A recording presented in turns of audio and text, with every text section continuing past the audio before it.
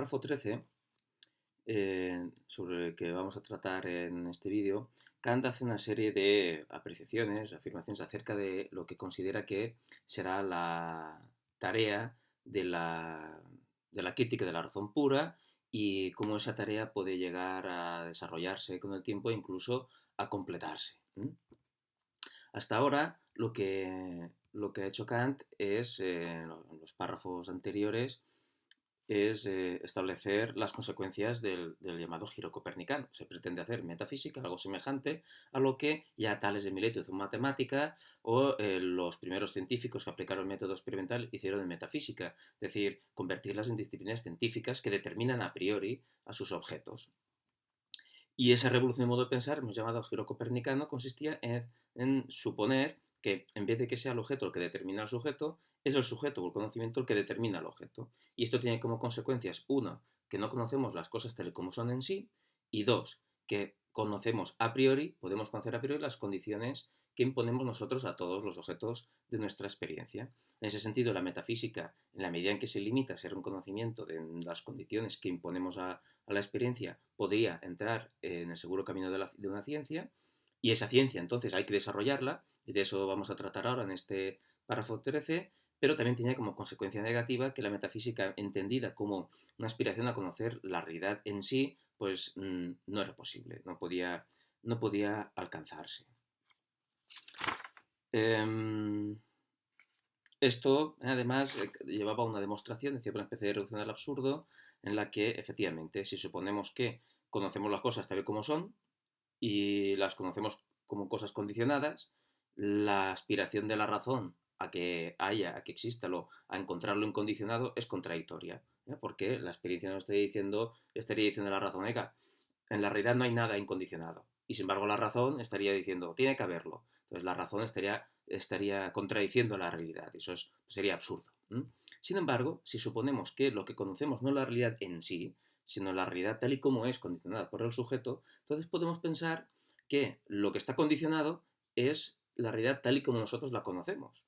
Por tanto, la razón no encontrará ahí nunca lo incondicionado. Pero, sin embargo, queda todo un campo abierto, que es el campo del noúmeno de la cosa en sí, donde se puede dar lo incondicionado, a lo que aspira la razón, aunque no podamos nunca llegar a conocerlo. Pero como la razón, y como había dos tipos, claro, no podemos llegar a conocimiento desde el punto de vista teórico, pero como dijimos al principio que había un conocimiento práctico, es posible, se habría la posibilidad de que desde el punto de vista práctico, es decir, desde el punto de vista de la moral, pudiéramos ampliar el uso de la razón en ese territorio, que desde el punto de vista científico pues es tierra de nadie, ¿verdad? Que es terreno incógnito. En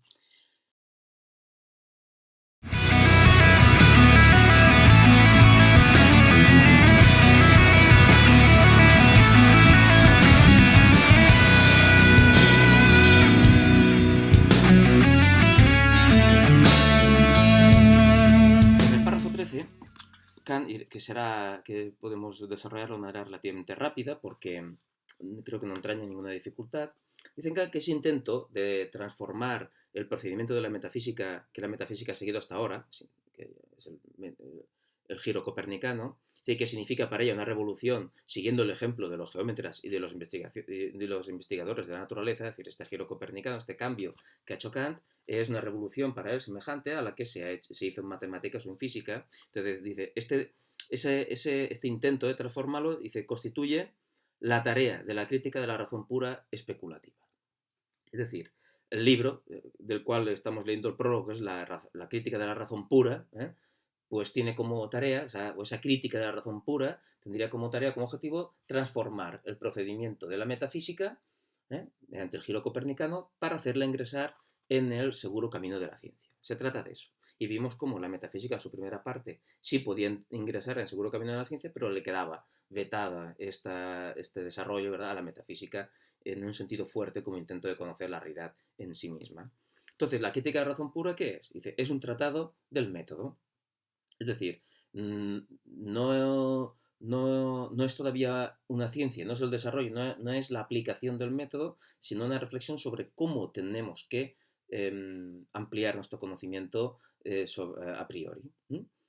Dice, no es un sistema de la ciencia misma, ¿de acuerdo? No vamos a explicar ahora, porque claro, dijimos, esa metafísica debidamente recortada por la crítica, es decir, limitada a ser un estudio de las condiciones que como sujetos imponemos a la experiencia, eso puede ser una ciencia. Es decir, que podemos investigar eso científicamente. Dice, pero todavía no lo vamos a hacer, dice Kant. Dice, este libro o esta crítica de la razón pura que estoy haciendo simplemente es un tratado del método, estoy explicando cómo hacerlo. No vamos a desarrollar esa metafísica, es decir, no vamos a desarrollar todo el sistema de las condiciones que como sujetos imponemos a la experiencia, sino que únicamente vamos a preparar el camino para que otros después lo puedan hacer. No es un sistema de la ciencia misma. No obstante, dibuja todo el contorno de la misma. Nos dice hasta dónde podemos llegar con ese conocimiento a priori, hasta dónde alcanzará esa metafísica entendida como un conocimiento de las condiciones del sujeto, esa filosofía trascendental. Dice, nos permite dibujar todo el contenido de la misma, dice, no solo en lo que se refiere a sus límites, que podemos llegar a conocer hasta dónde va a llegar este conocimiento a priori, sino también a la totalidad de su articulación interna. Es decir, en esta crítica de razón pura especulativa vamos a poder descubrir o detallar los límites del conocimiento a priori, vamos a poder responder a la pregunta de hasta dónde podemos llegar con ese conocimiento a priori, y ya sabemos que no podemos llegar hasta el conocimiento de las cosas en sí o de lo absoluto, sino simplemente de las condiciones que como sujetos imponemos a la experiencia, y además vamos a poder conocer la totalidad de la articulación interna de esa futura ciencia que será la ciencia sobre las condiciones que el sujeto impone a la experiencia. Es decir, la articulación interna, ¿qué quiere decir? Pues vamos a poder descubrir, si no todos los principios, al menos las líneas generales, los caminos generales sobre los cuales que se van a desarrollar posteriormente. Que esto ya un poco ya casi está apuntado. Si el sujeto impone condiciones al objeto y el sujeto tiene varias facultades, entonces cada una de esas facultades impondrá ciertas condiciones a priori. Entonces vamos diseñando, vamos bosquejando un itinerario. Por una parte estarán las condiciones que impone la sensibilidad, que sabemos que son el espacio y el tiempo como condiciones puras, estarán las condiciones que impone el entendimiento, que son las categorías que dan pie a los principios del entendimiento, como principio de causalidad, y estará también luego las ideas trascendentales de la razón, que veremos qué función y qué sentido tienen también. Entonces bosquejamos un poco lo que es esa articulación interna de una futura ciencia sobre la que ahora estamos diseñando el método que va a seguir, que es básicamente el giro copernicano, el considerar que es el sujeto el que impone condiciones al objeto. Dice, pues la razón pura especulativa tiene en sí la peculiaridad de que puede y debe medir su propia capacidad. Es decir, esa tarea no solo hay que hacerla, sino que es una obligación. Tenemos que ser críticos para no traspasar nuestras capacidades, no ir más allá de ellas, según las distintas maneras en las que escoge objetos para pensar y también enumerar por completo los diferentes modos de plantearse problemas y trazar así un bosquejo global para un sistema de la metafísica. En efecto, se trata de llegar a bosquejar los límites de la metafísica y cuál será más o menos el esquema de la misma. Eso es la tarea de la crítica de razón pura especulativa. Diseñar o establecer el método que hay que seguir a partir de ahora en metafísica, es decir, ceñirnos a lo que es las condiciones que el sujeto impone a la experiencia y bosquejar las líneas generales que luego desarrollaremos. Dice, porque dice, en lo que concierne al primer asunto, es decir, en lo que concierne a los límites de la metafísica, a los que se refiere,